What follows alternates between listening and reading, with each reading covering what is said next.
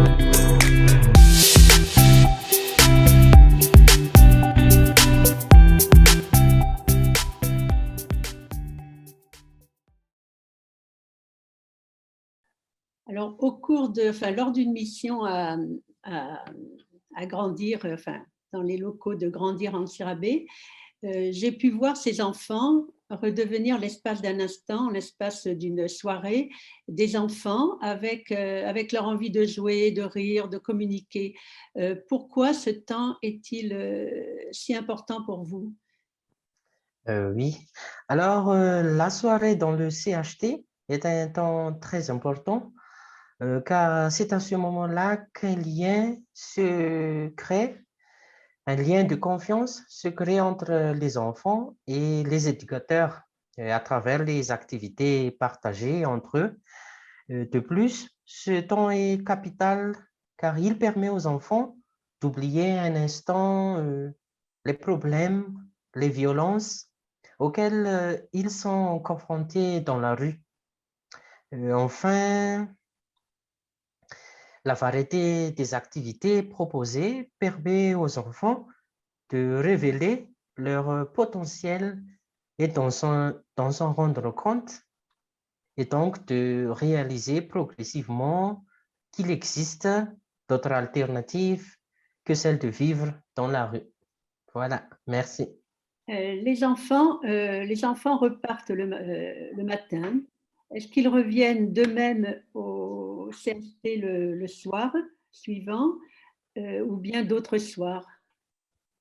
Oui, vers 8 heures le lendemain, les enfants partent du centre d'hébergement temporaire et retournent dans la rue, se promener dans la rue, jouer avec leurs camarades, trouver des petits boulots au grand marché, au petit marché.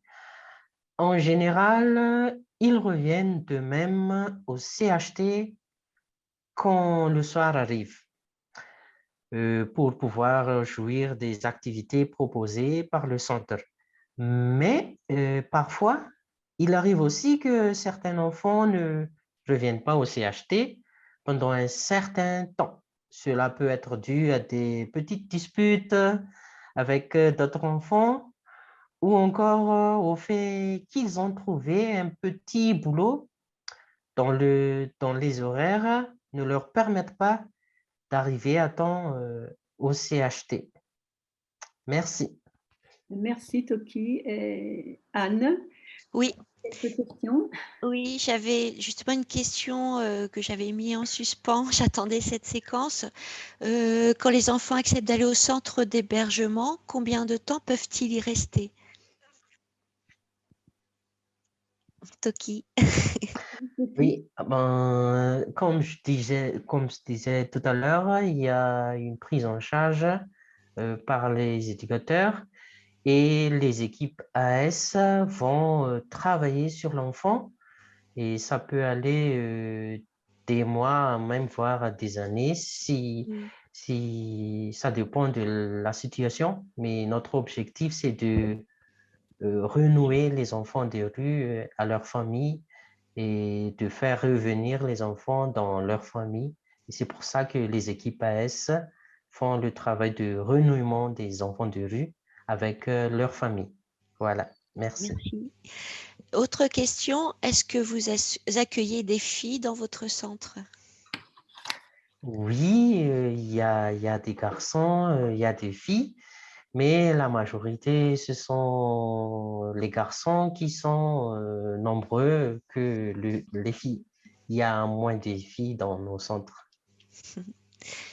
Et encore une question, essayez-vous de recontacter les enfants qui auraient arrêté de venir?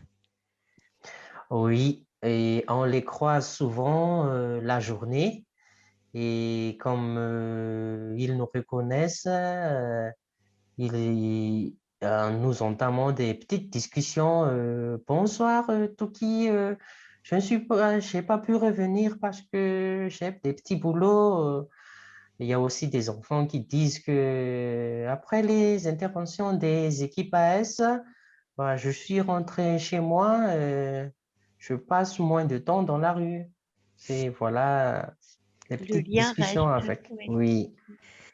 Et une dernière question pour le moment. Comment les accompagnez-vous dans le temps?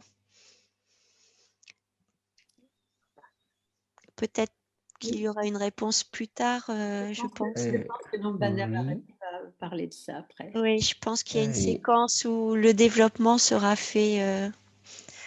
Ah, je viens d'avoir encore une question. Pourquoi recevez-vous beaucoup plus de garçons que de filles? Donc, après les données qu'on a et les interventions faites par les équipes mobiles d'aide, il y a plus de garçons que des filles qui sont dans la rue. Oui. Oui, c'est peut-être que les filles préfèrent rester auprès de leur famille, Oui.